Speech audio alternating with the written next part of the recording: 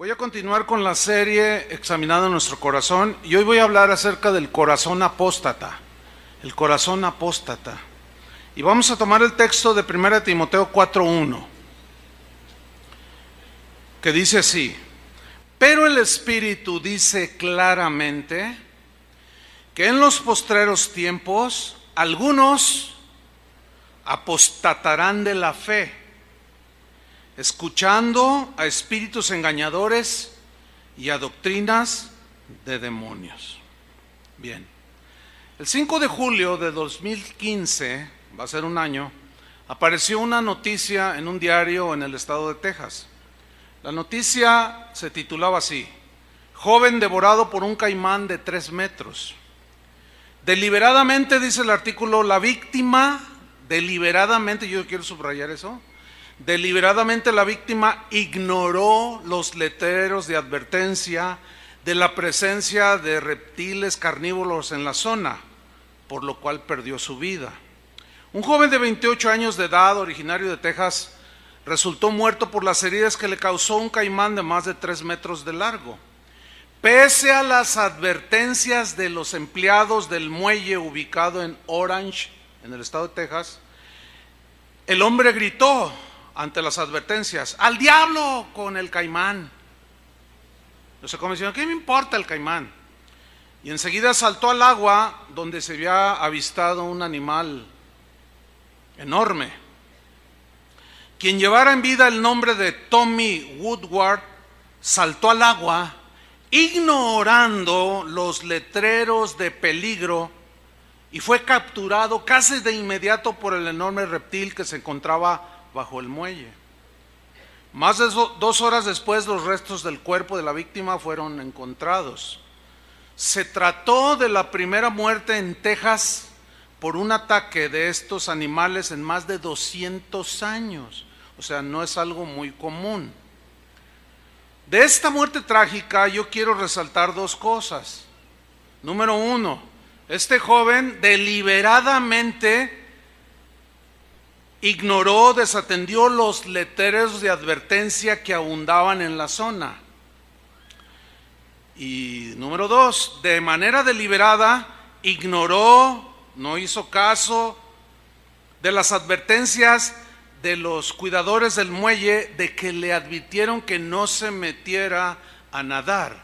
¿Cuáles fueron las consecuencias? Fue devorado por un caimán. Advertencias. ¿Qué es una advertencia? Bueno, la Real Academia Española define como una acción y efecto de advertir. Es un escrito breve, dice el diccionario, en que se advierte algo al público. Por ejemplo, ¿cuántos de nosotros no hemos leído: peligro, alto voltaje, no toques los cables? O sea, tú te mantienes seguro si no los tocas, pero si los tocas, perdiste tu seguridad. Baje su velocidad, curvas peligrosas a 100 metros. Peligro, inflamable. Peligro, altamente tóxico. Y así les puedo poner 20,000 ejemplos. Ahora, la vida, todo lo que nos rodea está lleno de advertencias. Todas las advertencias tienen el propósito, ni más ni menos, de preservarnos la vida, el bienestar. Pues la Biblia, queridos hermanos, no es la excepción. La Biblia es un libro que está llena por todos lados, de principio a fin, desde el Edén. De todos los árboles del huerto puedes comer, pero de este no comes, porque si comes, te mueres. Está llena de advertencias la Biblia. Y una de las advertencias más ignoradas en el cristianismo de estos últimos tiempos, de manera deliberada por muchas razones, se ignora la advertencia acerca de la apostasía. La apostasía en la que un cristiano puede caer. Pero aquí surge una pregunta: ¿puede acaso un verdadero cristiano apostatar de la fe? Esa es una pregunta que hay que responder a la luz de la Biblia? Bueno, unos dicen que no, otros dicen que sí. Pero ¿cómo saber la verdad acerca de este asunto, de esta pregunta? La respuesta. Pues la respuesta es sencilla. Vamos a dejar a un lado lo que dicen unos, lo que dicen otros, y vamos a ver de manera minuciosa, lo más que podamos. Va a ser un mensaje un poco largo, pero nos va a agilizar el que lean los textos ahí, y vamos a analizar de manera minuciosa qué es lo que la Biblia dice al respecto. Empezaremos definiendo lo que es la apostasía. ¿Qué es la apostasía? La apostasía es abandonar y rechazar de manera deliberada la fe. ¿Sí?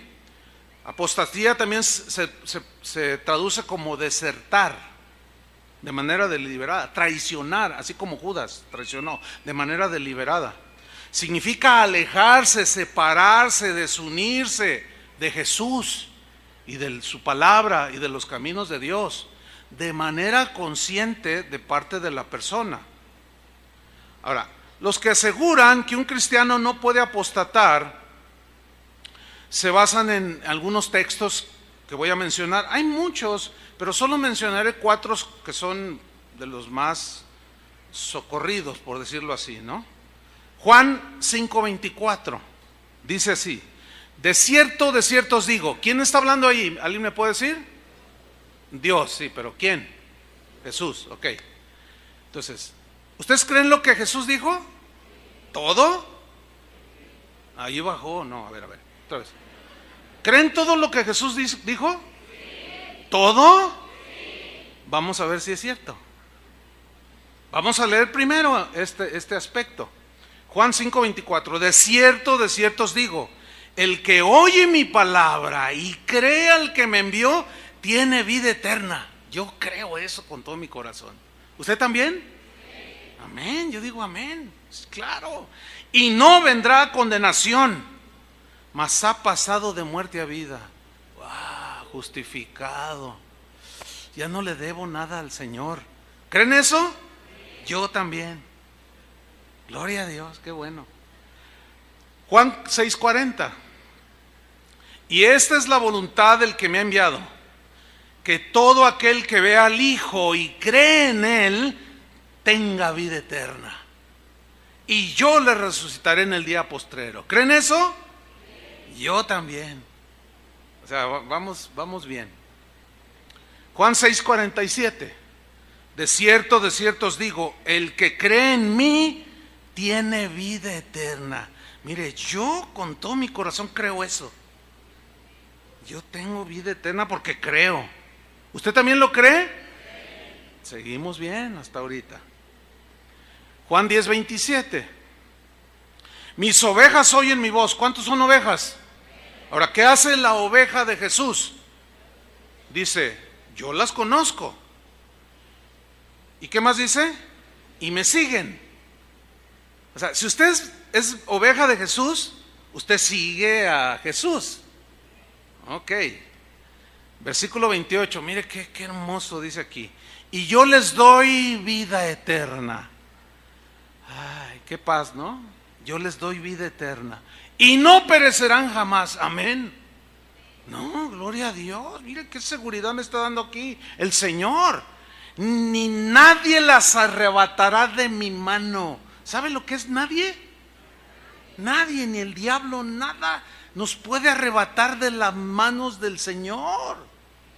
Si Dios es con nosotros, ¿quién contra nosotros? Por eso dijo Pablo eso. Yo creo eso con todo mi corazón.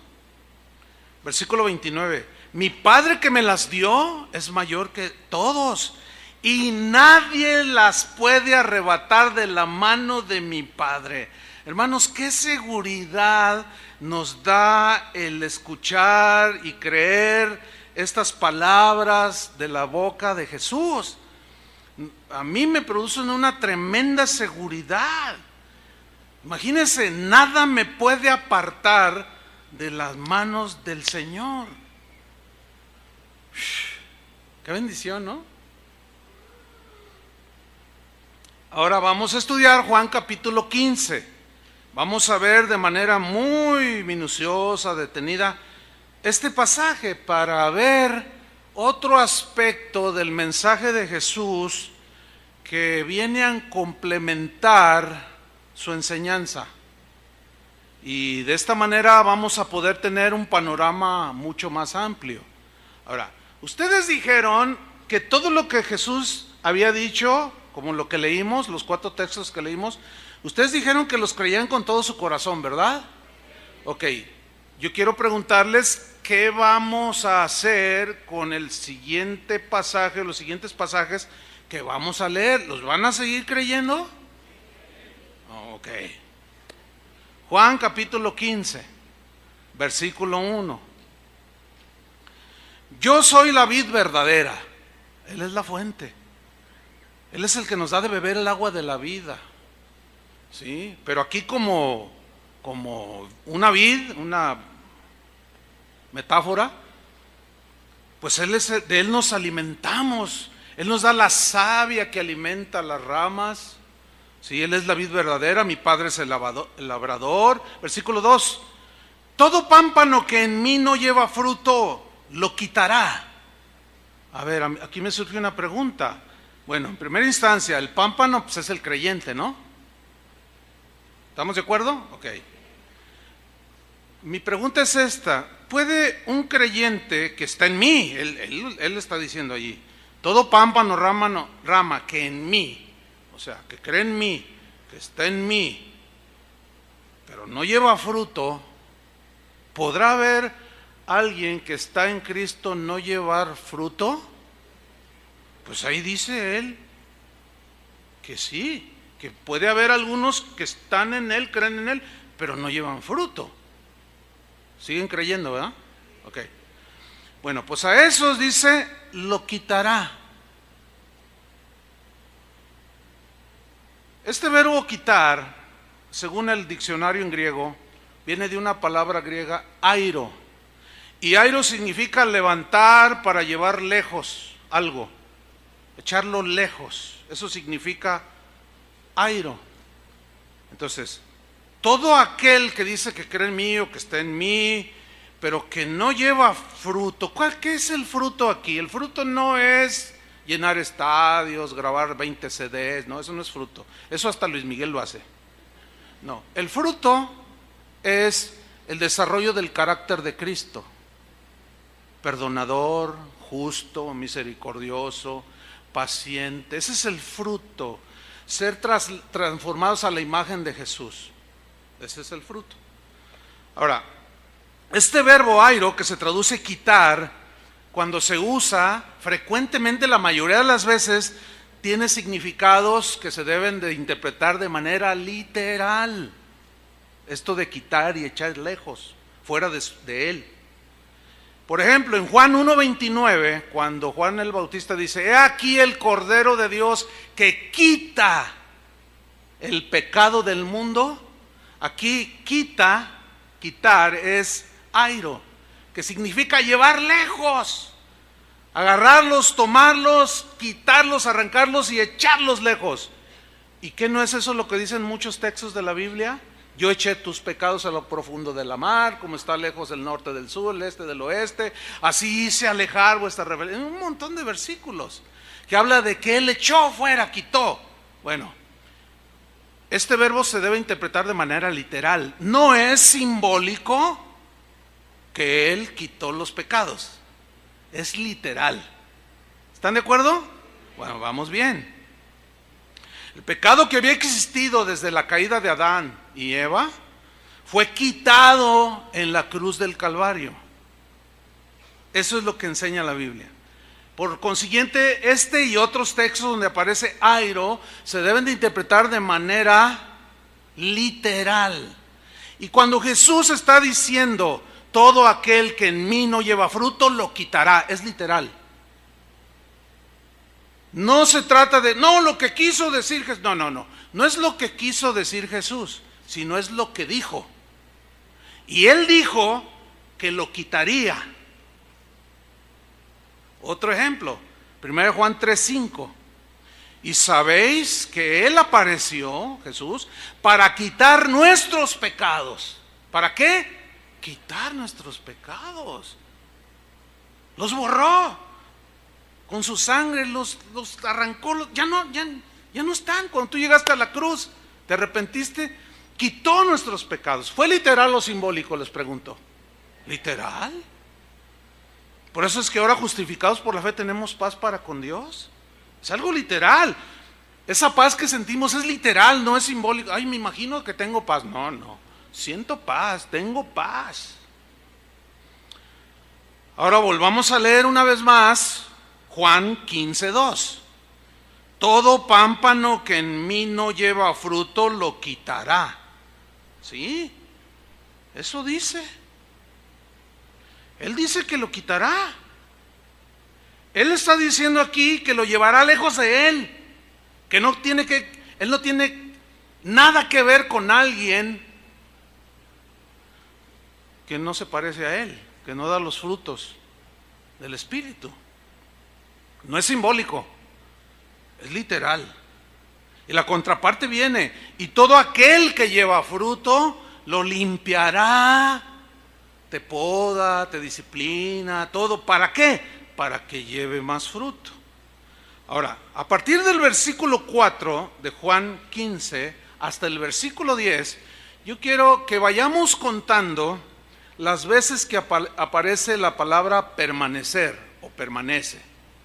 Pero vamos a hacer gráficos, vamos a decir una y le hacemos así, ¿ok?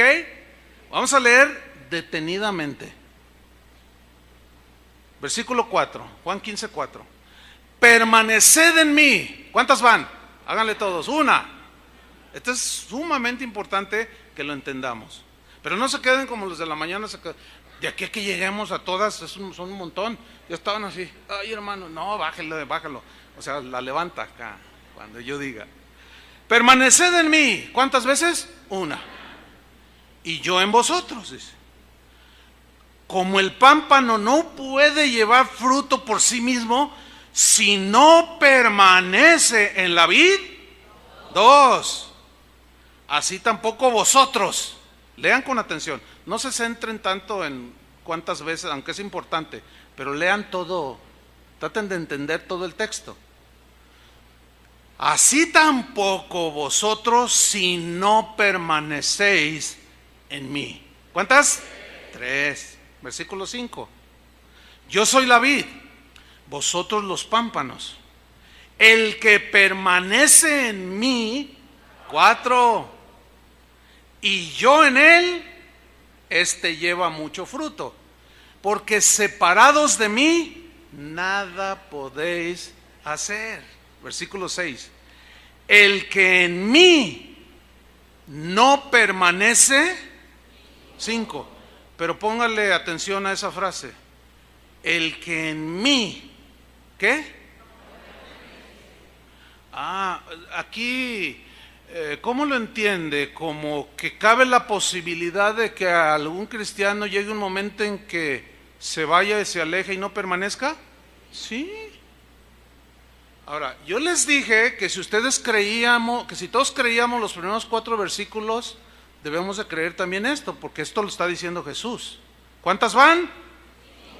El que en mí no permanece será echado fuera, como pámpano, como rama, y se secará, y los recogen, y los echan en el fuego, y arden.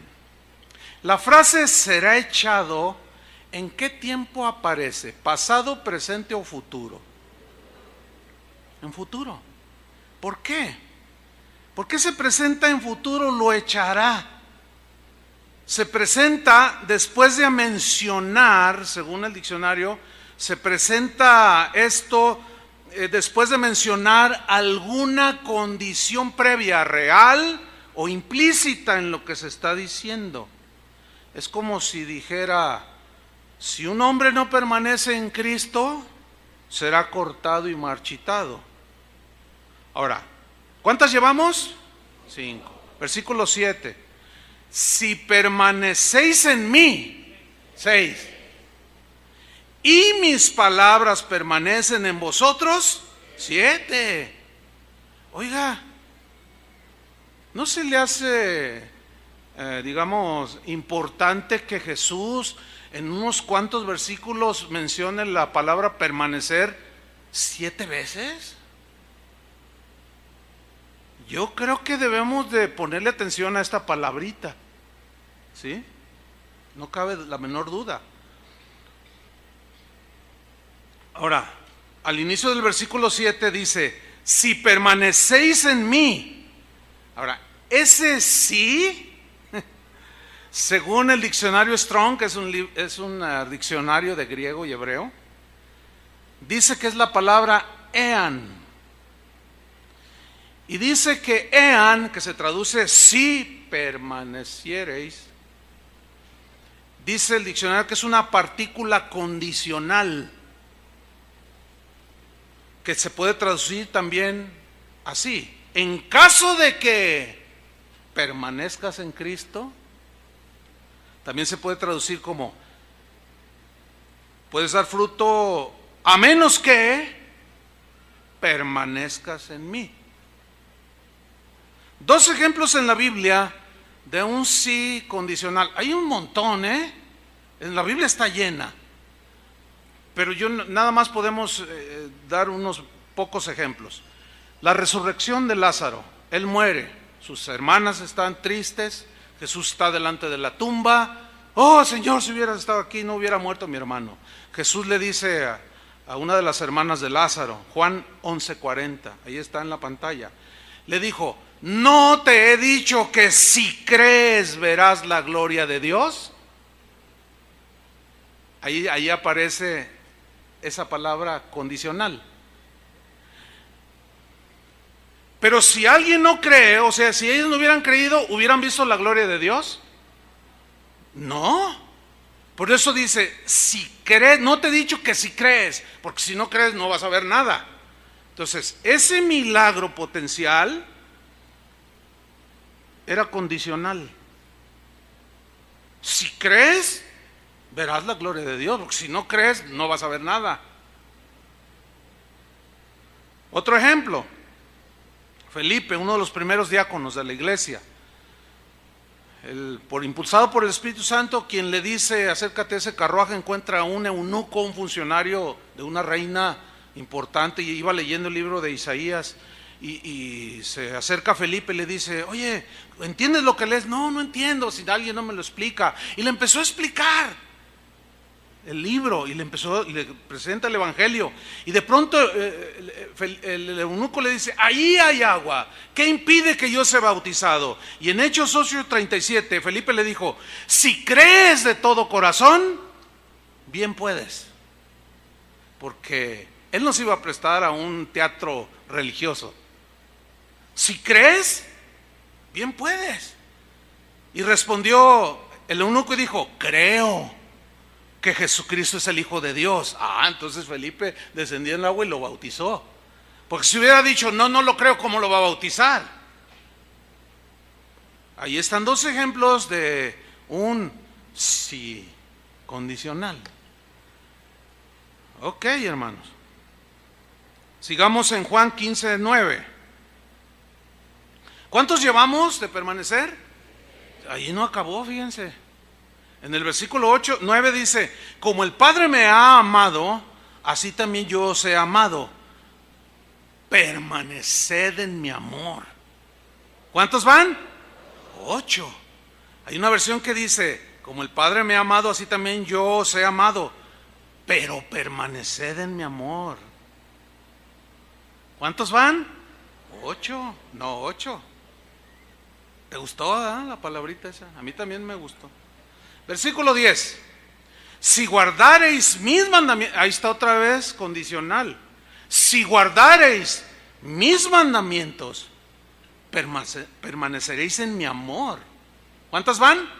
9. Fíjate, si guardareis mis mandamientos, permaneceréis en mi amor.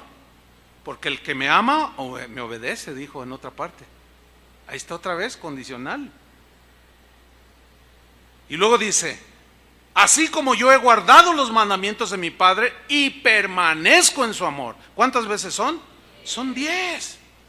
En solo 6 versículos, hermanos, dos veces aparece permanecer como algo imperativo. 3 veces aparece permanece. 2 veces aparece permanecéis. Una vez aparece permanecen, permaneceréis y permanezco. Son 10. Bien, yo quiero hacer un énfasis aquí. De esas 10 veces, 9 veces es en referencia a nosotros, de que tenemos que permanecer en Cristo. Una sola vez se refiere, en el versículo 10, así como yo he guardado los mandamientos de mi Padre y permanezco en su amor. Ahora, ¿qué significa permanecer? Bueno, la palabra clave de estos textos, de este pasaje, que debemos de creer, ¿todavía lo siguen creyendo? Ok, según el diccionario o los escritos, en griego es la palabra meno, la palabra meno, que se traduce permanecer. Y esta palabra se usa para quedarse en algún lugar de manera temporal o permanente, pero se entiende cuando es temporal o permanente por el contexto de los textos donde aparece la palabra permanecer. Se entiende si lo que se quiere decir es permanencia temporal o permanencia por siempre. Por ejemplo, Lucas 1:56, y se quedó María, la madre de Jesús, que fue a visitar a Elizabeth, madre de Juan el Bautista, se quedó con ella como 3 meses, después se volvió a su casa. Aquí donde dice, y se quedó María, es meno, pero aquí es una permanencia como temporal. Ahí te lo está explicando el mismo texto, 3 meses. Otro ejemplo, Juan 4:40. Entonces vinieron los samaritanos a él, ¿se acuerdan del episodio de la samaritana que Jesús la evangelizó? Luego ella fue y les predicó y dijeron, ay, queremos conocerlo. Fueron, se entrevistaron con Jesús y le dicen, entonces vinieron los samaritanos a él y le rogaron que se quedase con ellos. Quedarse allí es meno. Y se quedó allí toda la vida. Hasta el día de hoy está allí. No, 2 días. Entonces allí meno, permanecer, es obvio que se entiende que es una permanencia temporal. Ahora vamos a ver un par de textos donde nos sugiere que la permanencia debe de ser siempre, hasta el último día de tu vida. Primero de Juan 2:15. No améis al mundo. ¿Qué es el mundo? El mundo no se refiere al globo terráqueo, sino se refiere a la manera de vivir de la gente que no tiene relación con Dios. Adulterios, mentiras. Bueno, mira, para resumir, telenovelas de Televisa, de TV Azteca. Ya con eso usted me entiende lo que es el mundo. Aman las joyas, aman el dinero, la traición, el adulterio. Eso es amar al mundo, el sistema de vida del mundo. Y aquí viene una advertencia. No améis al mundo. ¿O cómo la entienden? Como que nos da permiso como que si amamos al mundo no pasa nada. No, mis queridos hermanos, acuérdense de aquel que se tragó el caimán. Se va el caimán a tragar 2, 3 cristianitos por allí. La advertencia es clara, hermanos. No améis al mundo, ni las cosas que están en el mundo. Y sigue la advertencia bien fuerte. Así lo entendió Juan. Juan fue discípulo de Jesús. Si alguno ama al mundo, el amor del Padre no está en él. Espérame, Juan. Yo creo, Juan 6, Juan 4, 8, 10, que Él me da vida eterna y nada me puede arrebatar de la mano del Señor. Yo también lo creo, dice el apóstol Juan. Pero te voy a hacer una advertencia. que también Jesús nos la hizo. Si no permanecen en mí, serás cortado. ¿O no? Y claramente Juan lo dice, el amor del Padre no está en él. O sea, el amor de Dios no permanece. ¿Se acuerdan que Jesús dijo, y yo permanezco en su amor? Y hasta la fecha, Él no se mueve de allí. Él tiene una estancia permanente, eterna con el Padre. Dice el versículo 16, porque todo lo que hay en el mundo, los deseos de la carne, los deseos de los ojos y la vanagloria de la vida, no proviene del Padre, sino del mundo. ¿Quién es el príncipe de este mundo, hermanos? Satanás. Y el mundo pasa y sus deseos, temporal. Nuestra estancia en esta tierra es temporal. Tu trabajo es temporal, porque cuando mucho llegas a la jubilación. Todo es temporal. En algunos todavía su pelo es temporal. Ya los veré en 20 años. La figura es temporal también. Todo es temporal en esta vida, ¿sí o no? El mundo pasa y sus deseos, pero miren la permanencia eterna. Pero el que hace la voluntad de Dios permanece para siempre. Ah, pero aquí hay una palabra, aquí hay un pero que sí vale. Pero el que hace la voluntad de Dios, ¿qué? Permanece, y es la misma palabra, meno.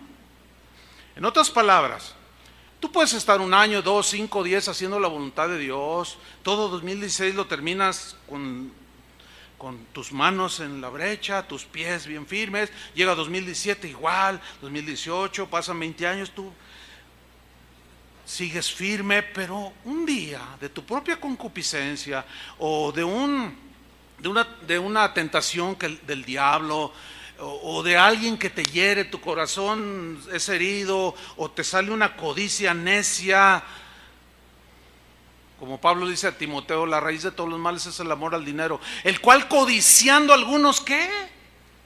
Se desviaron, se salieron del camino, no permanecieron en el camino del Señor. Y algo te pasa, dices, ay, bueno, ya mi esposa, pues ya no me gusta mucho, ya no, que al cabo, pues yo creo, Él me dio vida eterna y nada me puede arrebatar de su mano. Pues Dios conoce mi corazón y mis necesidades, y si pues me hago una noviecita por allí, pues no me pasa nada. Espérame. ¿Dónde dice eso? ¿Quién dijo? Él dijo que si permanecemos en Él y sus palabras permanecen en nosotros, nadie los arrebatará de su mano. Yo lo creo. ¿Lo siguen creyendo? Pero ¿qué si te brincas la barra del redil? Algunos están agarrándola ya y mirando así, otros ya están montados en la barda ya para hacer esto, otros ya están a 3 metros, otros ya lo están viendo de lejos, otros ya están en el cerro allá mirando a lo lejos el rebaño.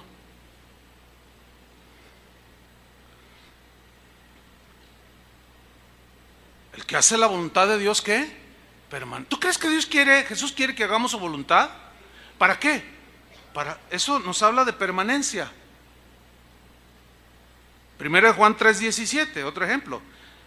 Pero el que tiene bienes de este mundo, y veas bienes de este mundo, es todo aquello que excede de tus necesidades, y puedes ahorrar, en fin. Pero el que tiene bienes de este mundo y ve a su hermano tener necesidad y cierra contra él su corazón, mira lo que dice Juan, ¿cómo mora el amor de Dios en él? Bueno, resulta que mora es meno. Otras versiones lo traducen como Juan 15:1, o sea, Juan 15:4 al 10. ¿Cómo permanece el amor de Dios en él? O sea, él dice que permanece, el cristiano dice que sí está en Cristo, pero no está dando el fruto. Él dijo, si permanecéis en mí y mis palabras permanecen en vosotros. Pero ahí Juan hace un cuestionamiento, dice, Si alguno ve que su hermano tiene necesidad y cierra su corazón, ¿cómo permanece el amor de Dios en él? ¿Acaso permanece el amor de Dios en él? La respuesta es no. Y luego Juan lo refuerza con el versículo 18: hijitos míos, no amemos de palabra ni de lengua, sino de hecho y en verdad. Miren, anoche que terminé el mensaje, mismo, se me acercó una hermana y le digo: pastor, quiero contar un testimonio. Cuando me lo contó, yo le dije: oye, hermana, ¿me das permiso de contarlo mañana domingo? Pero no digo el nombre. No, dígalo, me dice. Entonces les voy a contar el testimonio, pero de todas maneras no voy a decir el nombre. No sé, ahí está el corazón morboso. El próximo domingo les voy a hablar del corazón morboso. ¿Qué le pasó a esta hermana? Dice que ella tenía una deuda y faltaba un día para dar su penúltima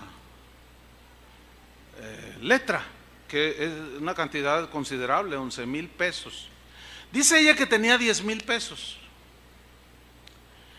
y la última letra era de 10,000, pero ella tenía que dar 11,000, tenía 10,000. Dice, y yo oré y le dije: Señor, tú siempre me has suplido. Ella es sola, su esposo no está la abandonó, pues. Pero es una mujer bien luchona, de mucha fe. Dice, entonces yo oré y yo confío en el Señor, Él me ha sacado siempre. Entonces tengo una vecina que es cristiana, bueno, dos, pero también tengo otra vecina que no es cristiana. Entonces, mis vecinas cristianas, menos diré el nombre, menos, se dieron cuenta de mi situación. Ahora, ellas constantemente me dicen: ay, ¿qué creen? Nos vamos a ir de vacaciones a Francia. Dice, y una de ellas vino a visitarme y dijo: ay, nos vamos a ir de vacaciones a Las Vegas. ¿A Las Vegas? Sí, a Las Vegas. Ay, no, estamos bien contentos. Oye, ¿tú cómo estás?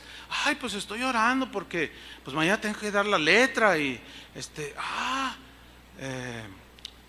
sí, me faltan 1,000 pesos. Dice, entonces yo le dije: oye, préstamelos, te los doy la semana que entra. No tengo. Me dijo, no tengo.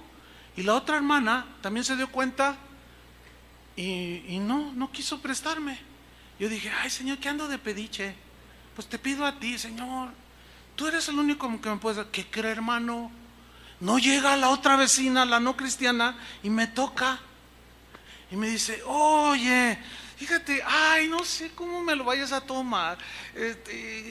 Bueno, mira, mi esposo y yo estábamos platicando y la verdad, tú eres una muy buena vecina y no sé, saliste en el tema. Y, ay, mira, es algo extraño. Pero mi esposo y yo dijimos,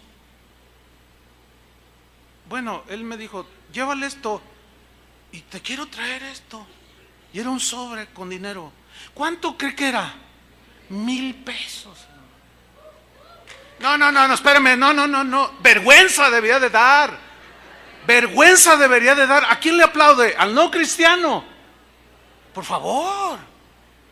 ¡Qué vergüenza, hermanos! No los emociones.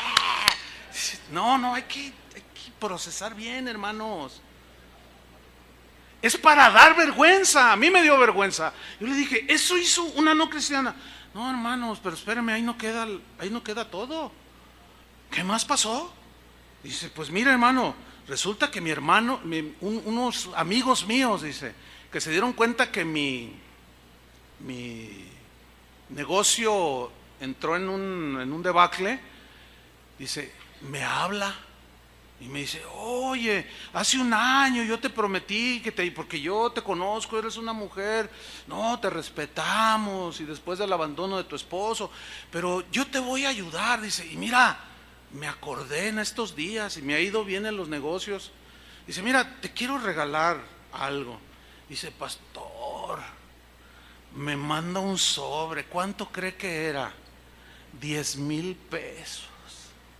para la siguiente letra. Eso a mí me da pena. Ya se quedaron bien, están así. No aplaudas porque el pastor aquí nos... No. ¿Acaso permanece el amor de Dios en ellos? ¿Permanece? Hijitos míos, no hemos de palabra ni de lengua, sino de hecho y en verdad. Y todo aquel que no dé fruto, lo voy a cortar. ¿Todavía creen lo que dice allí? Y ya fueron menos. Yo les dije al principio, ¿todos creen lo que Jesús dijo? Sí. Y ya bajó. O sea que si no hacemos la voluntad de Dios, corremos el riesgo de ¿qué? Díganlo díganlo con temor y temblor. Corremos el riesgo de ser cortados.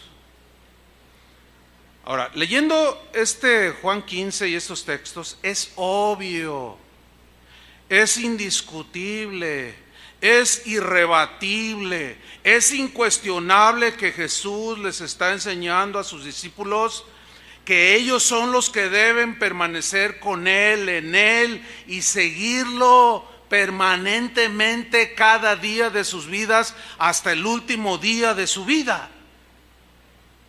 Allí no es una permanencia temporal. Cuando Jesús dice el que en mí no permanece, está hablando de una permanencia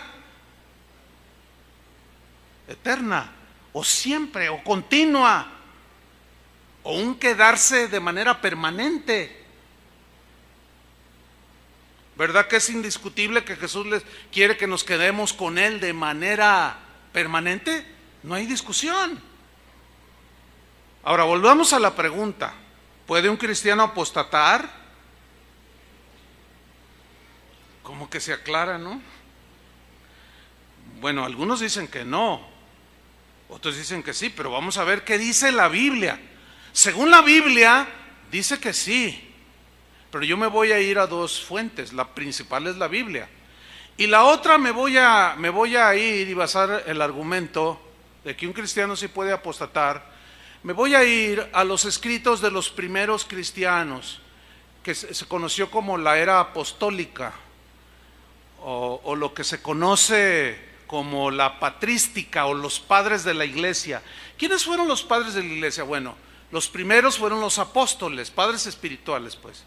Esa fue la era apostólica. Bueno, los apóstoles tuvieron sus discípulos que ellos discipularon de manera personal. Ellos recibieron de manera personal la enseñanza de Jesús y la creyeron tal como la escribieron en las epístolas. Las creyeron así. Bueno, ellos tuvieron sus discípulos y los discipulaban y les transmitían la misma enseñanza de Jesús. Esos discípulos de los apóstoles tuvieron sus discípulos, y esos discípulos de discípulos tuvieron sus discípulos.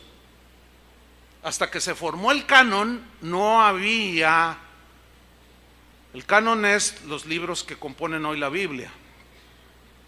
Y ellos escribieron, hicieron cartas, los discípulos de los apóstoles. Y es importante que nosotros leamos un poco acerca de los padres de la iglesia, pero hasta los primeros 400 años. ¿Por qué? Porque después, principios del siglo IV, fines del siglo III, principios del siglo IV, cuando Constantino se convierte, entre comillas, y oficializa el cristianismo como la religión oficial del Imperio Romano, que por cierto llegó a llamarse el Imperio Sacrosanto Imperio Romano, se llamaba. Hasta entonces, la iglesia era perseguida. Los cristianos pagaban con sus vidas el hecho de profesar fe en Cristo, ¿sí? Y al oficializar el cristianismo en el Imperio Romano, cesó la persecución. y empezó el deterioro del cristianismo. Porque todo el dinero que el Estado romano daba para el sostenimiento de los sacerdotes y de los templos paganos, ahora se los daban a los obispos cristianos o a los cristianos, líderes cristianos. Y ahí fue cuando surgen las grandes catedrales. O sea, abundó el dinero, cesó la persecución y ahí el cristianismo se empezó a desviar de sus raíces.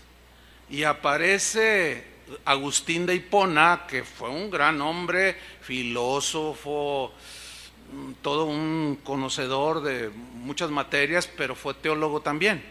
Y él reinterpretó, no lo digo yo, lo dice la historia, reinterpretó cosas como la que yo estoy comentando ahora.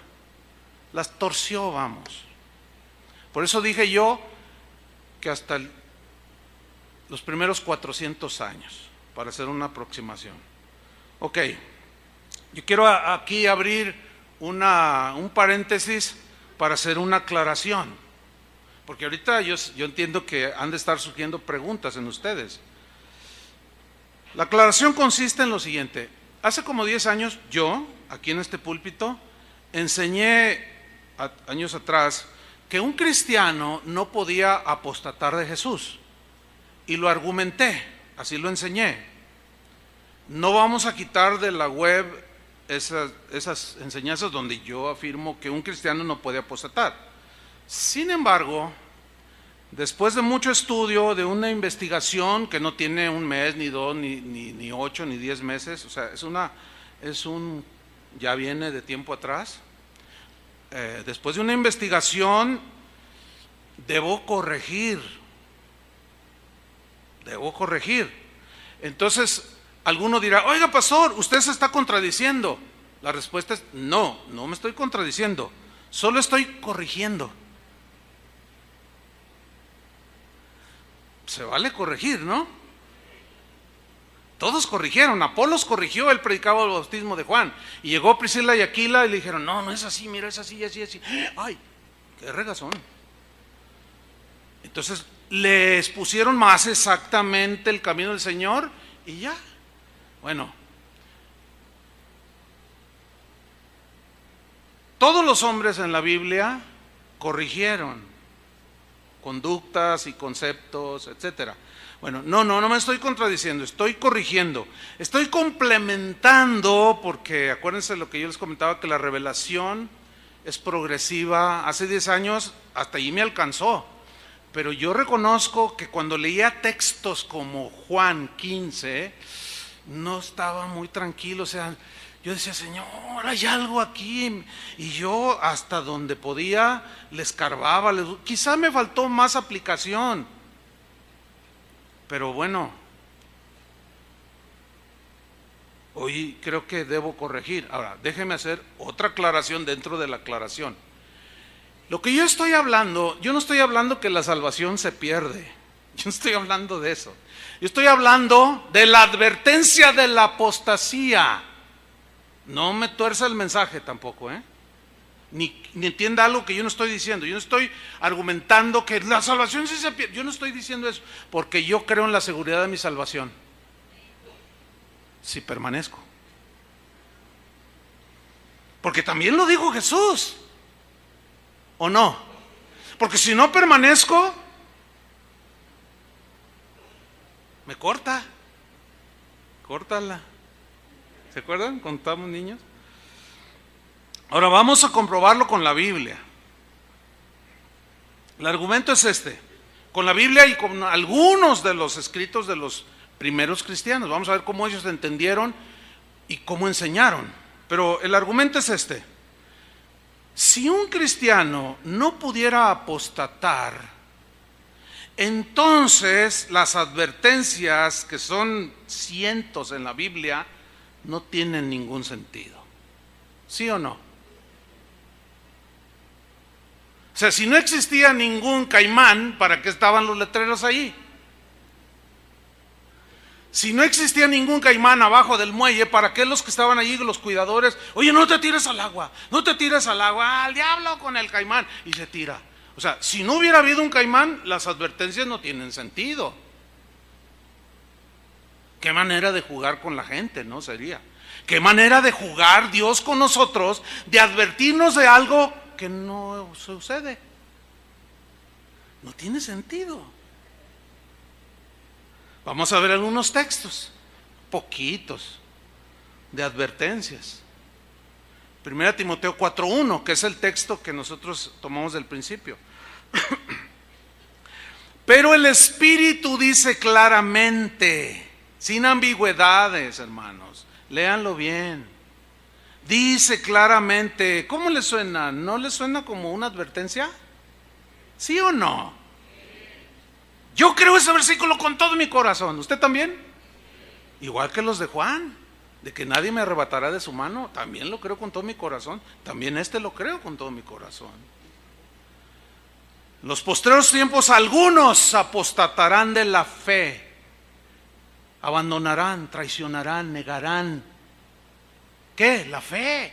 Se alejarán de Jesús de manera deliberada. ¿Cuál es la razón? Escuchando a espíritus engañadores, por escuchar doctrinas de demonios que te apartan, como dijo Pablo a los Corintios. Me temo que como la serpiente con su astucia engañó a Eva, vuestros sentidos sean extraviados de la sincera fidelidad a Cristo. A los Gálatas les dijo, me temo que he trabajado en vano con vosotros. No me sirvió de nada. A ver, les digo, todos los que se quieren volver a las obras de la ley, de la gracia han caído. Así les dijo. No es lo que Pablo quiso decir. No, espérame, compadre, espérame. Ya basta de que lo que realmente quiso decir. No. Vamos siempre a ver lo que la Biblia dice, lo que la Biblia dice. No lo que quiso decir Jesús, no lo que quiso decir Pablo, no, sino lo que dijo. Es diferente. ¿Sí lo captan? Ok. Vamos a ver lo que dijo Pablo. Él dijo que el Espíritu le estaba mostrando a él con claridad que en los postreros tiempos algunos apostatarán, abandonarán la fe. ¿Qué es un apóstata? Es alguien que un día profesó fe en Cristo, estaba en Cristo. Los que no creen que un cristiano puede apostatar dicen, no, pero no eran verdaderos cristianos, por eso apostataron. No, espérame. Ese argumento no tiene sentido, le voy a explicar por qué. Por ejemplo, yo no me puedo llamar cuando tenga 80 años y esté ahí viejito y diga, ay, pues yo cuando tenía 20 años, fíjate, nieto, que yo soy un ex Chiva. Solo así entienden y despiertan. O sea, yo no me puedo llamar un ex Chiva si nunca lo fui, ni lo seré.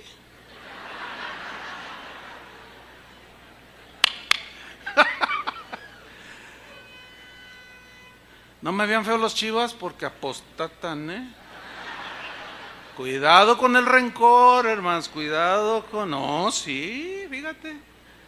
Entonces yo no puedo decir, cuando yo estaba joven, mira, ¿y usted a qué se dedicó, abuelito? Me dice, pues soy un ex doctor.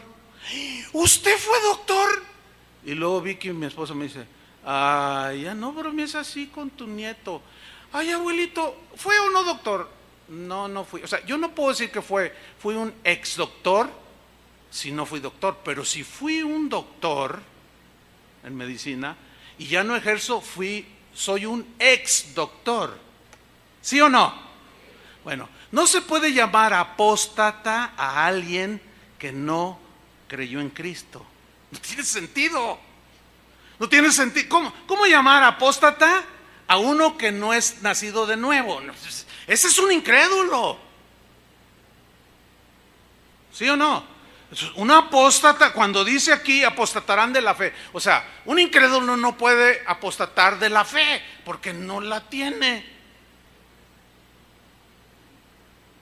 Un apóstata es alguien que dijo Jesús, todo pámpano que en mí no lleva fruto, lo cortará. Ahora, Si un cristiano no puede apostatar, acuérdense, aclaro, no estoy hablando que la salvación se pierde. El tema es el peligro de la apostasía, que nos puede llevar a la condenación. Si un cristiano no puede apostatar, ¿cómo tomaríamos 1 de Pedro 5:8? Ahí está en la pantalla. Sed pues sobrios y velad. ¿Para qué soy sobrio en mis 5 sentidos y estoy atento? ¿A qué? ¿Para qué? Si estoy seguro en las manos del Señor, nada me arrebatará de su mano.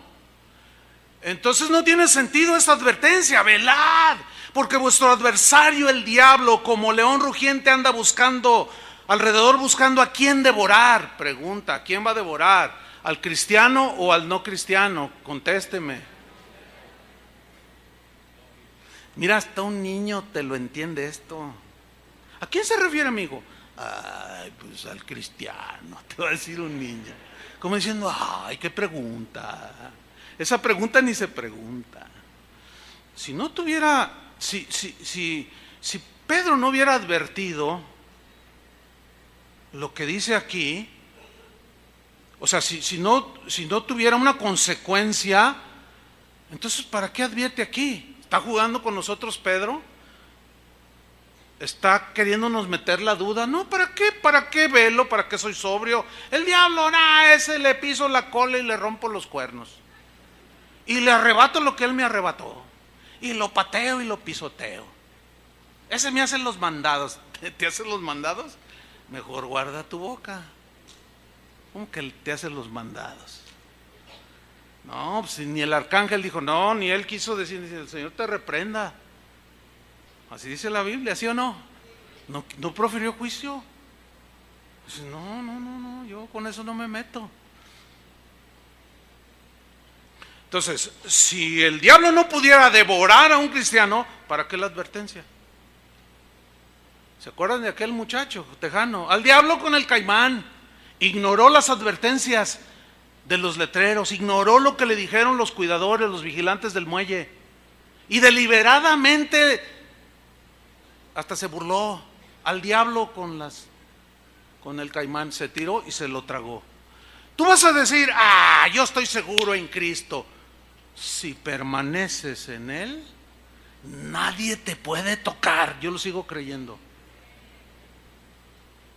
Si permaneces en su palabra y esa es su voluntad, nada ni nadie te puede arrebatar de las manos del Señor. A eso se refirió Pablo cuando dijo, ni tribulación, ni angustia, ni hambre, ni persecución, ni peligro, ni espada, ni nada me podrá separar del amor de Dios en Cristo. ¿Por qué? Porque está hablando de permanecer a pesar del hambre, la tribulación, la muerte. Yo voy a perseverar.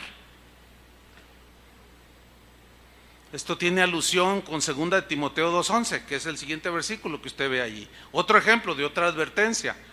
Dice Pablo a Timoteo, palabra fiel es esta: si somos muertos con Él, también viviremos con Él.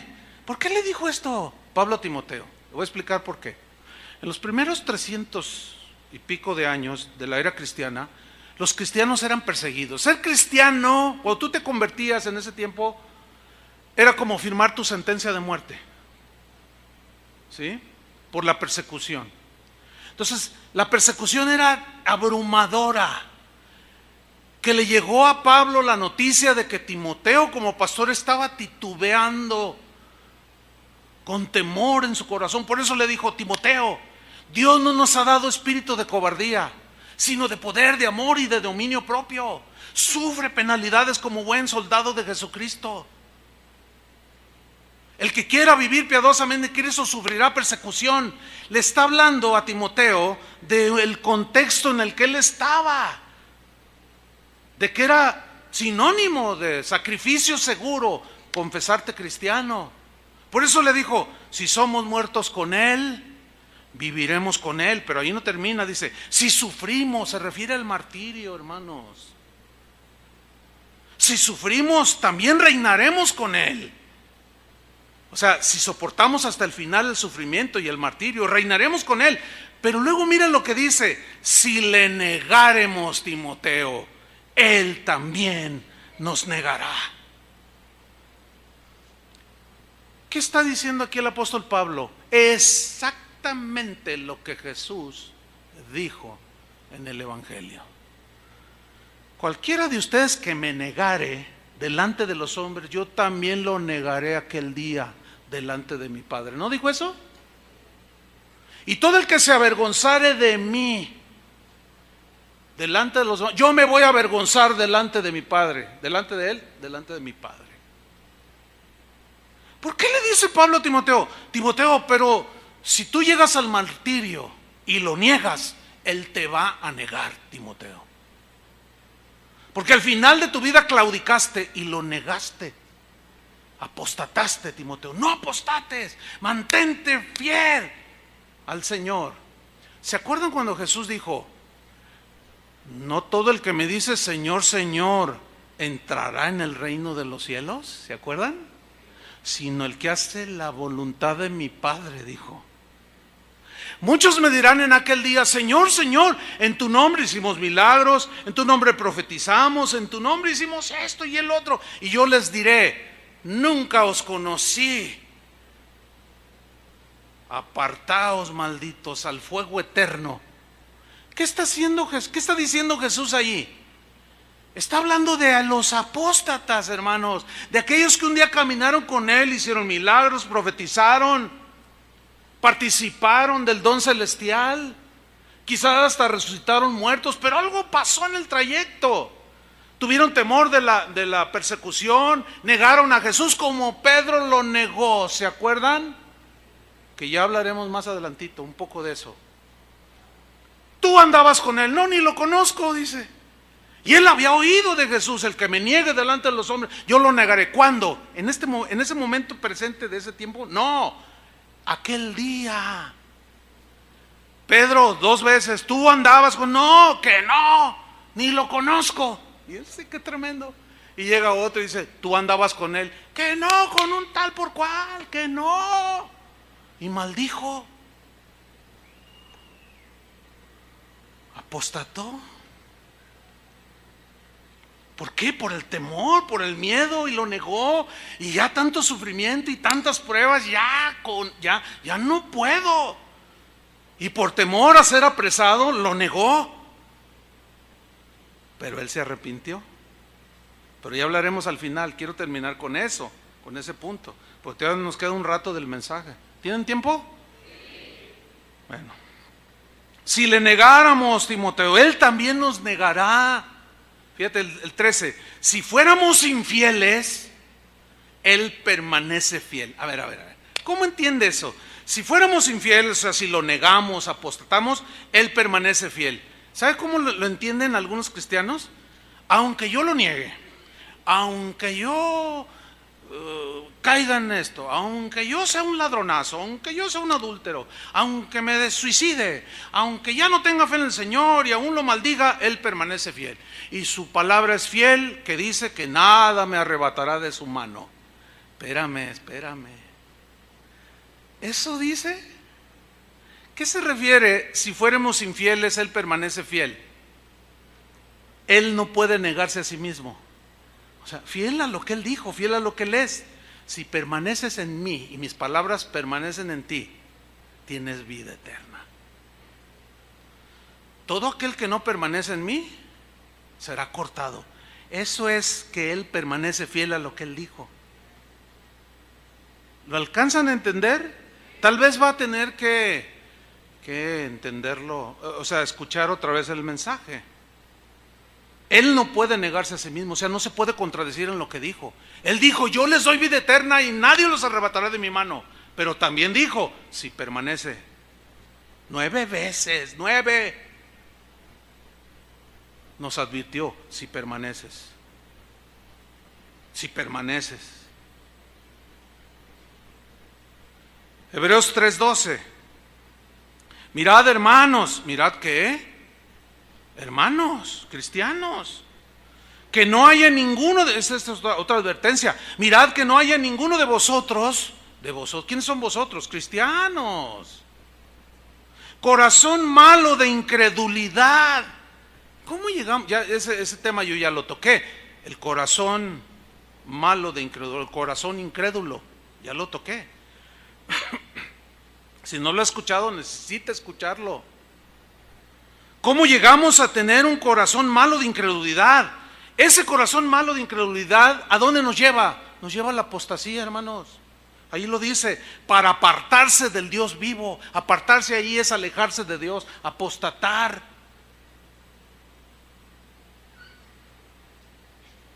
Entonces, si esta advertencia dice que miremos, nos cuidemos, no sea que desarrollemos un corazón malo de incredulidad. La pregunta es, ¿puede acaso un cristiano cuyo corazón fue transformado, darse una nueva naturaleza, pero que algo pasa en el camino, en el trayecto de su caminar hacia la morada celestial, le puede pasar algo que puede llegar a tener un corazón malo de incredulidad? ¿Sí o no? Bueno, allí dice. Yo no voy a tratar de cambiar lo que allí dice. Nada más estoy diciendo lo que allí dice. Punto. ¿Todavía cree que la Biblia es la palabra de Dios? Yo creo los primeros versículos que leímos de Juan, pero también creo esto. Y se complementa. Se complementa el concepto. No estoy diciendo que la salvación se pierde porque usted miente ahorita, ya la perdiste. No, porque el cristiano cuando peca le da convicción el Espíritu, ¿sí o no? ¿Verdad? El problema está cuando no confiesas tu pecado y vas acumulando. Y esa es la idea de corazón endurecido, esclerosis. Tú vas acumulando grasa en el cuerpo, colesterol, y se van endureciendo tus arterias y llega el momento en que impide el paso de la sangre y te da un infarto. ¿Cómo es el infarto? Fulminante. Bueno, hay distintos, pero fulminante. ¿Por qué? Porque ya no pudo pasar la sangre que volvía al corazón, o ya no le llegó. ¿Por qué? Porque está endurecidas las arterias. Y el corazón duro, ya no fluye la savia de la vid. ¿Cómo es la rama seca? Dura. ¿Cómo es la rama blanda? Hasta le cortas así con la uña. ¿Por qué? Por la incredulidad. ¿Y por qué viene la incredulidad? Por alguna herida, por alguna amargura, por alguna codicia necia. Porque mira lo que dice el versículo 13. Antes dice, exhortaos. Aquí exhortar es llamar la atención. Tratar de que caigamos en sí, que nos demos cuenta. Y aquí está una vez más la exhortación, la advertencia. En todos los caminos del Señor hay advertencias. ¿Cómo es el camino que lleva a la vida eterna? Angosto, hermanos. ¿Cómo es el camino que lleva a la perdición? Es ancho. El angosto es angosto porque está lleno de advertencias. Y en el angosto no hay nadie que te advierta. Y muchos pasan por allí y creen que van camino al cielo. Y no. Entonces dice, antes exhortar los unos a los otros. ¿Cuándo? ¿Por qué cada día, hermanos? Porque está explicándonos del versículo 12, para que no se te endurezca el corazón y llegues a ese grado de incredulidad, de apostasía, para alejarte de Dios. Cada día, entre tanto que se dice hoy, para que ninguno de vosotros son los cristianos ahí, se endurezca. Ahí está, escleros, es la palabra griega, que ya lo expliqué en alguna enseñanza. ¿De dónde se deriva esclerosis? Que ya expliqué lo del corazón, las arterias. Para que ninguno de vosotros se endurezca por el engaño del pecado. Pablo le dice a los corintios, no erréis, así les dice, no erréis, ni los fornicarios, ni los adúlteros, ni los que se echan con varones, ni los borrachos, ni los mentirosos, ninguno de ellos heredará el reino de los cielos. ¿Por qué les dijo no erréis? Porque ellos cayeron en el error de creer que sí, como el día de hoy. El día de hoy se justifica al suicida. ¿Se puede morir un cristiano? Le preguntan a un hombre muy conocido, un pastor. Si un cristiano se suicida, ¿a dónde se va? Al cielo. ¡Ay, Dios! Y luego Juan dice, no, ningún homicida tiene entrada en el reino de los cielos. Y Jesús todavía fue más allá. ¿Oyeron que fue dicho? No matarás. Pues yo os digo que a cualquiera que se enoja contra su hermano es como está culpable de juicio. ¿Se acuerdan? Está expuesto al infierno de fuego. Juan lo dijo bien, entendió como lo enseñó Jesús. Porque ninguno que odia a su hermano o aborrece está permaneciendo en el Señor. Dice, es un homicida y permanece en muerte. Ahora van a sacar, no, pero es que no era cristiano. Volvemos al argumento. Si no es a los cristianos la advertencia, entonces ¿qué sentido tienen las advertencias? ¿Me está siguiendo? No tiene sentido. Ahora sí que como los testigos de Jehová, hazte mi religión. No, pero que, no, sí, mira acá con nosotros, todo va a ser bonito. Y no, es que a mí me gustan los santos, a mí me gusta. No, mira, para que dejes esa vida. No, además que yo soy antirreligioso y me voy a ir al infierno. Yo sé que me voy a ir al infierno. Y luego te contesta el testigo de Jehová. Es que no hay infierno. Eso creen ellos, sí saben, ¿no? Entonces, por lógica, y eso que está bien muerto, en sus pecados, dice, pues peor. Digo, peor voy a seguir así, porque si no hay infierno, pues entonces ¿para qué me invitas a que esté en tu religión? Si no hay diablo, no hay infierno, ¿qué consecuencia tengo si sigo con la misma vida? Es lo mismo. O sea, no tiene sentido que Dios nos advierta una y otra vez contra el corazón duro, contra el corazón rencoroso. Aquella advertencia, si no perdonáis a tus hermanos de todo corazón sus ofensas, tampoco vuestro Padre os perdonará. Eso es lo que dijo Jesús. Pero también por el Espíritu Juan dijo, si confesamos nuestros pecados. Pero tengo que avanzar. Dice así, para que ninguno de vosotros se endurezca por el engaño del pecado, porque somos hechos participantes de Cristo. Síganme con atención. Con tal que retengamos. ¿Qué es retener? La palabra griega es abrazar sin soltar, abrazar fuertemente, sin soltar nunca hasta el último día de tu vida, nunca. Firme hasta el fin nuestra confianza en el Señor, del principio, sin soltar, porque si la sueltas, apostatas.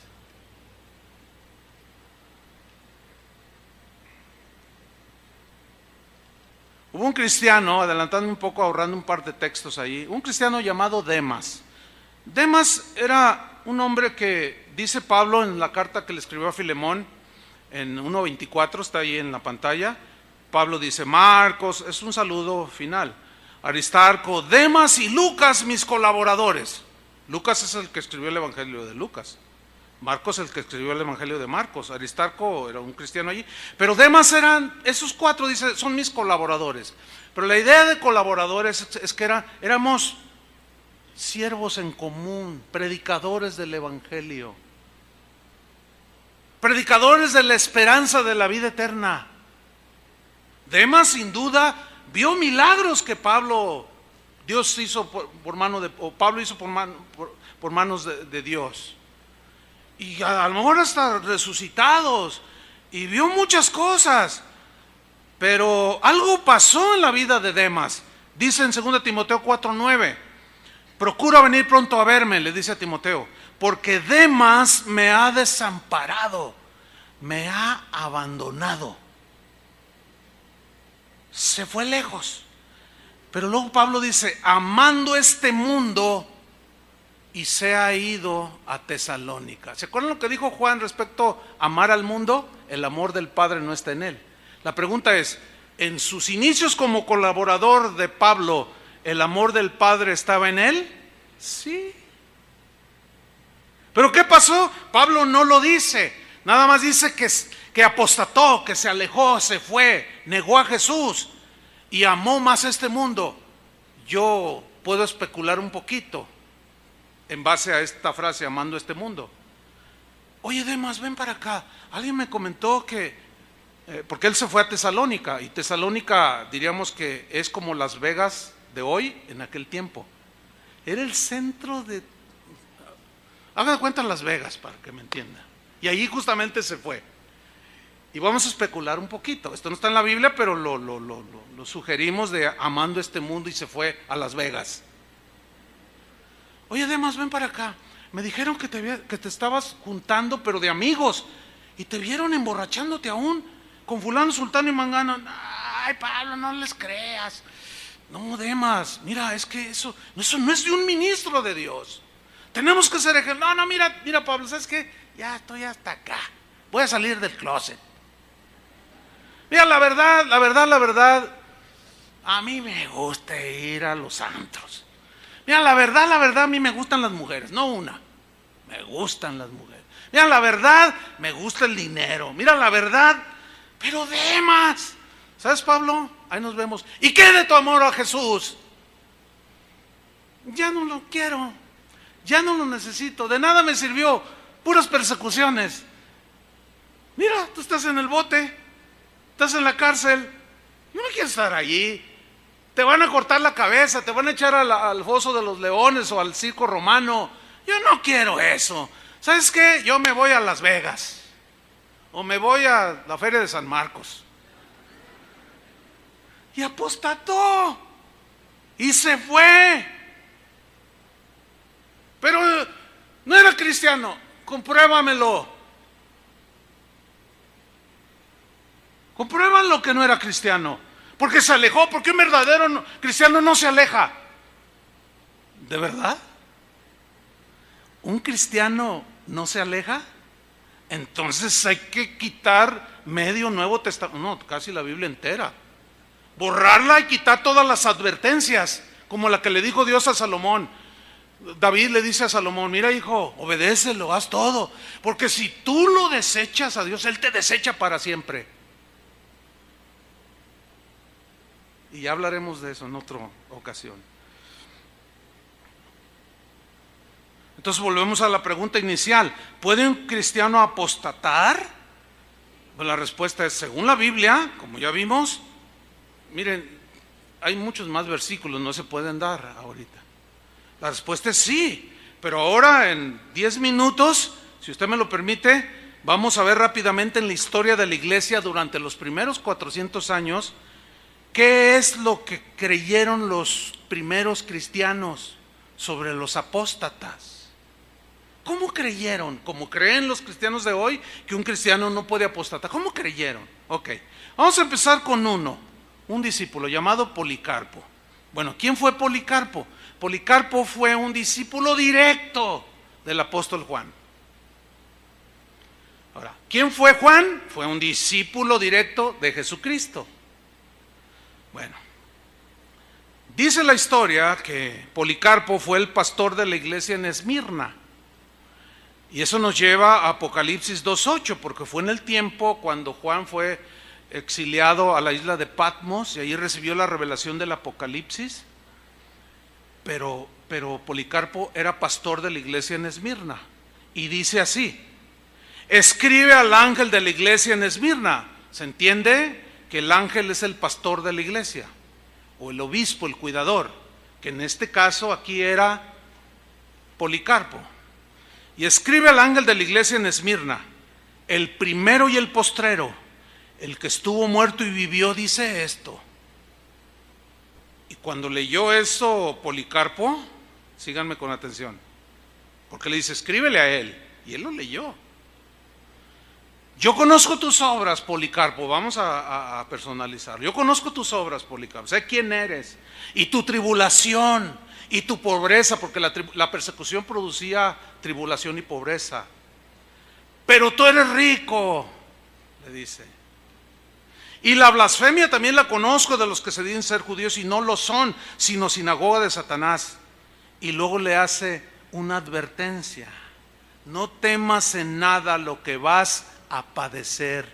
¿Por qué le dice no temas? Porque se corría el riesgo de que temiera y apostatara y negara a Jesús. No temas en nada lo que vas a padecer. He aquí, el diablo echará a algunos de vosotros en la cárcel, para que seáis probados, y tendréis tribulación por 10 días. Y luego Jesús le dice: sé fiel. ¿Hasta cuándo? Hasta que llegue la hora del martirio, Policarpo. No me niegues, porque si tú me niegas, yo te negaré en aquel día.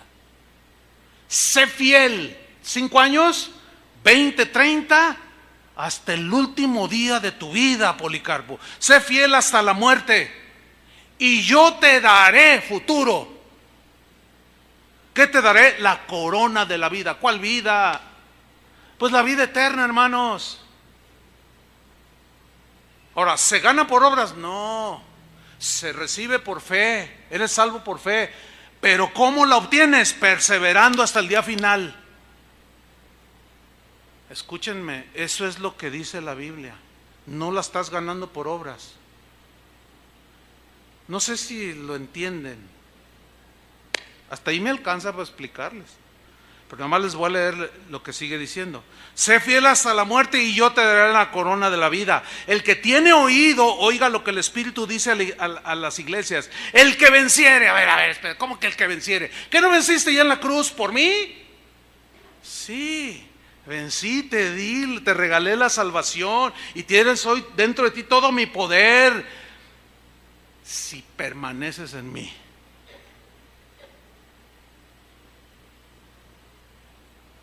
Si permaneces en mí. ¿Por qué le dice el que venciere? ¿El que venciere qué? ¿Qué hay que vencer? La tribulación, la angustia, el hambre. ¿Por qué? Porque cuando viene eso, ese es el gran peligro y profetizado de los últimos tiempos. Algunos apostatarán de la fe, escuchando espíritus de demonios, hipocresía, mentirosos, gente, doctrinas falsas, hombres, espíritus engañadores, que te vendrán a decir: no te pasa nada, pégate un tiro, te vas al cielo. Él dijo que nadie te arrebatará de su mano. Pues sí, ya para qué quiero la vida. Además, el pastor fulano de tal en Estados Unidos, que es bien respetado, dijo que un cristiano que se suicida se va al cielo. Pues ahí te voy, Señor, paz. Miren, a raíz de que ese pastor dijo, se han multiplicado los suicidios en todo el mundo, dentro de los cristianos.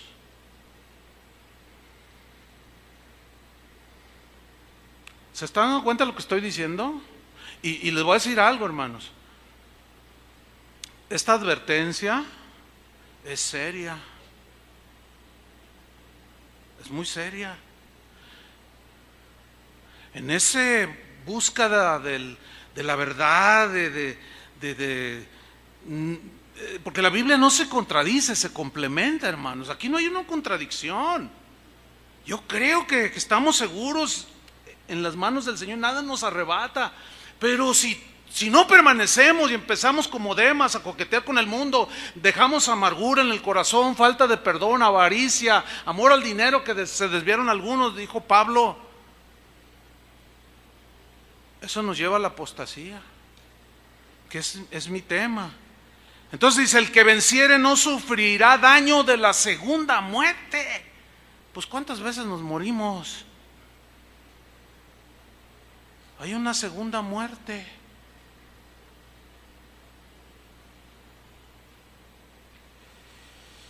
Brevemente, ya. Año 155, Policarpo, a quien se le escribió esa parte de la carta, fue quemado en la hoguera. No tengo tiempo para... Si usted quiere saber más de padres de la iglesia como Policarpo, anota el nombre, Policarpo. Búscalo en el internet y ahí le van a... Usted, mire, hasta va a llorar de la clase de cristiano que fue ese hombre. Él, cuando estaba ante sus verdugos, le dijo el verdugo: di que César es el Señor. Y él se quedó callado. Que digas que César es el Señor. No, Jesús es mi Señor. No, le dice, si tú niegas a Jesús, te perdono la vida. Y le contestó: 86 años hace que le sirvo y jamás me ha hecho mal. Al contrario, me ha colmado de bienes. ¿Cómo puedo negar a aquel a quien siempre he servido, a mi Maestro, mi Salvador, de quien espero mi felicidad eterna, al que castiga a los malos y es el vengador de los justos, pues te voy a quemar en la hoguera. ¿Qué esperas?, le dijo. Será unos breves minutos, dijo, unos cuantos momentos. Préndele, le dijo. Pero si lo hubiera negado,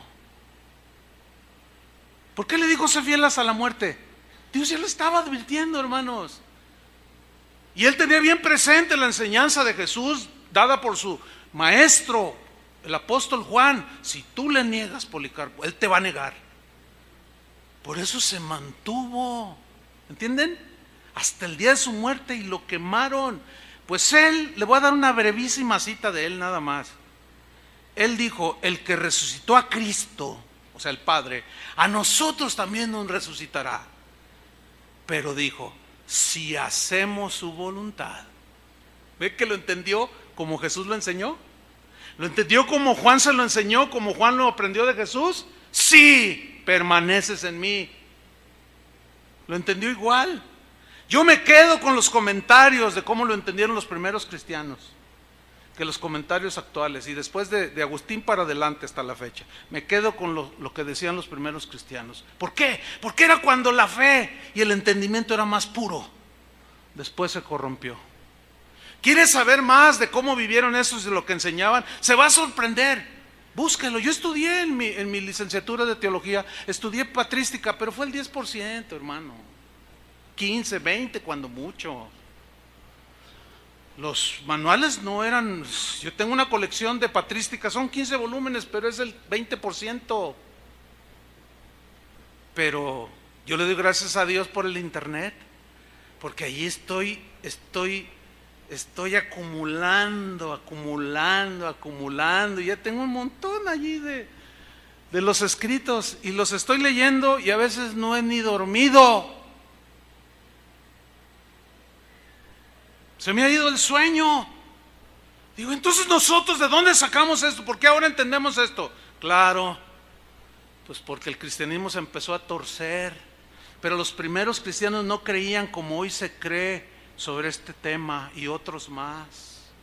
Aquellos advertían, y como Policarpo: si es que hacemos su voluntad y andamos en sus mandamientos y amamos lo que él amó, guardándonos de toda maldad. Si él hubiera escuchado hoy a un pastor decir: pero si te suicidas te vas al cielo, yo me imagino al anciano Policarpo levantarse: ¿qué dijiste, hereje? ¿Qué dijiste? Eso no fue lo que enseñó Jesús. Eso es apostatar en tus últimos momentos de tu vida. Ireneo. ¿Quién fue Ireneo? Discípulo de Policarpo. Qué interesante, ¿no? Me gusta. Tiene mucho sentido.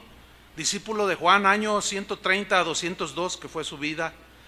Él escribió una obra que usted búsquela en internet, léala por favor, hermano. Se llama Contra las herejías.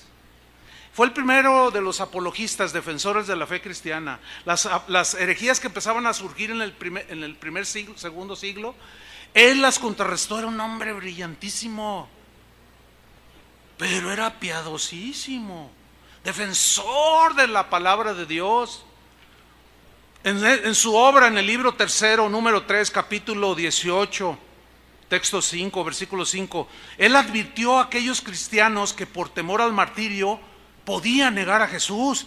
Y esto escribió en esa obra Ireneo. Dijo: sin embargo, si el creyente no quiere padecer, sino volar lejos de Jesús, ¿por qué entonces Jesús exhorta a sus discípulos diciendo, y cita Juan 12:25, que en ese tiempo no había versículos, diciéndoles a ellos: el que ama su vida la perderá, el que aborrece su vida en este mundo para vida eterna la guardará? Sigue Ireneo diciendo: por este propósito Jesús los exhortó así. Él está exhortando a los de su tiempo. Y cita Mateo 10:28, como diciéndoles: recuerden, no temáis, lo que dijo Jesús, no temáis a los que matan el cuerpo, mas el alma no pueden matar. O sea, te llevan al martirio, no les temas a esos, sino temed más bien a aquel que puede destruir el alma y el cuerpo. ¿En dónde? en el infierno. Siguió diciendo Ireneo: así los exhortó el Señor, para que retuviesen su profesión de fe, la cual hicieron en referencia a Jesús, porque Él prometió confesar delante del Padre a quienes confesaran su nombre delante de los hombres. Pero también dijo que negaría a quienes lo negaran a Él, y se avergonzaría de aquellos que se avergonzaran de confesarlo. Creyeron exactamente igual como Jesús lo dijo, como se lo enseñó Juan, Policarpo, su maestro. Así lo creyó Ireneo. Bernabé, el compañero de Pablo, que aparece en el libro de los Hechos, él dijo lo siguiente en una de sus cartas: el que guarda estos mandamientos será glorificado en el reino de Dios, pero el que se aparta, hablando de los apóstatas, pero el que se aparta a otras cosas será destruido junto con sus hechos. ¿Se fija la similitud de la creencia al respecto? ¿Lo capta o no? Hermas, siglo segundo. Pablo lo menciona en Romanos 16:14, años 141 a 155, cuando él escribió una obra que se conoce como el Pastor de Hermas. Hermas es él, el Pastor de Hermas es Jesús, y escribió este libro. Es un libro, usted búsquelo también, búsquelo ahí en internet y ponga el Pastor de Hermas y le va a salir ahí, y sale el libro, ya traducido a nuestro idioma. Está un poco difícil porque es como tipo apocalíptico, pero tiene muchos pasajes como el que yo voy a citar muy interesantes, porque Hermas, él menciona que sus hijos, con dolor, él menciona que sus hijos apostataron durante la persecución, o sea que él los vio negar a Jesús. ¡Qué dolor para este piadoso cristiano del segundo siglo! Ver que sus hijos, yo conozco a Jesús, hijos, no lo nieguen, él los va a negar en aquel día. Bueno, Hermas habla de aquellos que apostataron negando a Jesús y no permanecieron en la fe. Hermas lo entendió y lo dejó escrito en el Pastor de Hermas, capítulo 18. Búsquelo si le interesa más. Y dijo, en un diálogo con el Señor, le dijo: ¿cómo, Señor? Le pregunté: ¿se volvieron peor después de haber conocido a Dios? Hablando de cristianos, ¿se volvieron peor? Él me respondió: el que no conoce a Dios y practica el mal, recibe castigo por su maldad. Pero el que ha conocido a Dios, ya no debe de hacer el mal, sino el bien. Pero si hiciere el mal, le pregunta a Hermas, ¿no te parece que hace un mal mayor que aquel que no conoce a Dios? Pero los que han conocido a Dios y han visto sus milagros y siguen haciendo el mal, serán castigados doblemente y morirán eternamente y para siempre. De esta manera se purificará la iglesia. ¿Qué se puede decir, hermanos? Decir que eran unos, ¿qué? Que eran los primeros cristianos, que eran, ¿qué? Por creer como Jesús enseñó. ¿Que eran qué? Simple y sencillamente eran cristianos. Y como lo enseñó Jesús, así lo creyeron ellos. Pero quiero terminar con una última advertencia. Hebreos 10:37, ahí está en la pantalla. ¿Qué dice Hebreos 10:37? Está exhortándoles a la permanencia en Cristo, que no flaqueen, porque la persecución es muy fuerte. Y los anima de esta manera: porque aún un poquito, les dice, resistan. Y el que ha de venir, vendrá, y no tardará. ¿De quién está hablando? De Jesús. Y luego cita a Habacuc y a otros del Antiguo Testamento, versículo 38. Mas el justo vivirá por fe. Vivirá por fe. ¿Qué es fe? Confianza permanente en Dios. Permanente un día, hasta el último día de tu vida. Mas el justo vivirá por fe. Y luego sigue: y si retrocediere. Pregunta: ¿a quién se refiere y si retrocediere? ¿Alguien me lo puede decir? ¿A quién se refiere cuando dice y si retrocediere? ¿A quién se refiere? Díganmelo. Al justo. Eso es, por favor, hasta en el curso del Instituto Bíblico Elemental lo entiende, que está hablando del justo. Dice, resistan hasta el último día, Él va a venir. Y si no viene y mueren, vivirán con Él. disfrutarán con Él. Pero la fe es la que los va a mantener. Permanezcan en la fe. No traicionen al Señor, no lo nieguen. Crean, todos los días santifíquense, purifiquen sus corazones. Porque si retrocediere, refiriéndose al justo, está hablando el Señor aquí, no agradará a mi alma. ¿Por qué? Porque no es agradable para el Señor que alguien lo niegue o lo abandone. Porque si lo abandonamos y lo negamos, Él nos dejará, nos cortará. Y dice el versículo 39, pero nosotros, afirmando la fe del escritor de Hebreos, pero nosotros no somos de los que retroceden. Y luego dice una palabra que asusta a muchos. No retroceden para perdición. ¿Cuál sería entonces la única manera en que podríamos perder la salvación?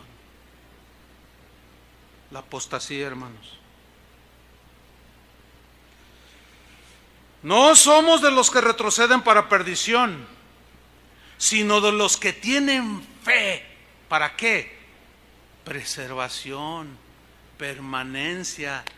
¿Entiende? Para preservación ¿de qué? Del alma. ¿Hasta qué día? Hasta el día final. Quiero terminar con una esperanza, con una palabra de esperanza para aquellos que ya no están viendo al pastor, están viendo la reja del redil. Ya están en la orilla de las alas del Omnipotente, ya no están acá en el centro, ya están acá entre las plumas asomando la cabeza hacia el mundo. ¿Puede en un momento dado salvarse un creyente que negó a Jesús y que apostató de Jesús? La respuesta es sí, mientras tenga vida. El máximo ejemplo es Pedro. Apostató, lo negó, pero no siguió en su apostasía. ¿Qué hizo? Se arrepintió. Y Juan dijo, hijitos míos, si confesamos nuestros pecados, fíjate, ese sí es condicional. Si confesamos, implica que si no los confesamos, pero vamos a leerlo en primera instancia. Si confesamos nuestros pecados, Él es fiel y justo para perdonar nuestros pecados y limpiarnos de toda maldad. Si decimos que no hemos pecado, le hacemos a Él mentiroso y su palabra no está en nosotros. Entonces, ese si confesamos es condicional, porque si no los confesamos, nuestros pecados ¿qué? Permanecen. Y Pablo dijo a los romanos, por tu corazón endurecido, no arrepentido, acumulas ira para el día de la ira y del justo juicio de Dios. Los primeros cristianos, Policarpo, Ireneo, Clemente de Roma, Clemente de Alejandría, San Ignacio, todos decían lo siguiente: pecado no confesado, pecado no perdonado. Por eso, hermanos, es que todos los días, si es todos los días mejor, tenemos que estar ahí con el Señor. Siempre Él nos va a decir, le hablaste feo a tu esposa. Entonces, eso es lo que nos mantiene, lo que nos hace permanecer. Lavar continuamente nuestros pecados, ¿entienden? Los que ahora cometemos como cristianos, porque si nos podemos endurecer y terminamos apartándonos del Señor. Mira, lo que hiciste no me agradó. Señor, perdóname, ayúdame, dame tu gracia. Y estás ahí con esa actitud de arrepentimiento, de aflicción. Y eso es lo que nos mantiene, hermanos. Por eso, a eso se refería Pablo cuando dijo: ni tribulación, ni angustia, ni muerte, ni nada nos podrá separar del amor de Dios que es en Cristo Jesús. Pero si retrocediere, no agradará a mi alma. Oremos, hermanos. Señor, te damos muchas gracias. Te damos gracias, Padre, por tu palabra, Señor, es sí y amén. Y queremos pedirte, Señor, que perdones nuestros pecados. Oramos por nosotros mismos en primera instancia, Señor, así de manera personal. Perdona mis pecados, Señor. Perdona aquellos momentos en que la mente voló con otros pensamientos. Perdónanos, Señor. Pero también oramos por aquellos que están con un pie en la reja del redil, saliéndose de tus alas, Señor, mirando hacia el mundo y las cosas que están en el mundo, y están a punto de salir del abrigo del Altísimo, de salir de tu mano, correr. Tú no nos echas, nosotros somos los que corremos y nos vamos y nos alejamos y te negamos, profesamos conocerte y te negamos con los hechos. Oramos por eso, Señor, los que están a punto, Señor, de la apostasía, que quizá llegue el momento en que ya no puedan volver cuando ya blasfemen contra el Espíritu de Dios, hagan afrenta al Espíritu de gracia. Ten misericordia, Señor, y con temor y temblor danos la gracia, Señor, para que con temor y temblor lleguemos al final de nuestra vida y decir como dijo Pablo: he terminado la carrera, he guardado la fe. Por lo demás me espera la corona de justicia que Dios ha prometido a los que le aman, y no solo a mí, sino a todos aquellos que esperan su venida. Pero en esa espera, Señor, suceden cosas. Tenemos dificultades, nos herimos, podemos ser tentados, nuestra concupiscencia nos arrastra y podemos acumular pecados no confesados, y el pecado nos aleja de ti, corta la comunión contigo y nos va alejando, y un día podemos caer en lo imperdonable, que es afrentar al Espíritu de gracia. Líbranos, Señor, ten misericordia y ayúdanos a ver las advertencias para estos últimos tiempos, Señor. En el nombre de Jesucristo te lo rogamos. Amén. Amén. Que Dios les bendiga, hermanos.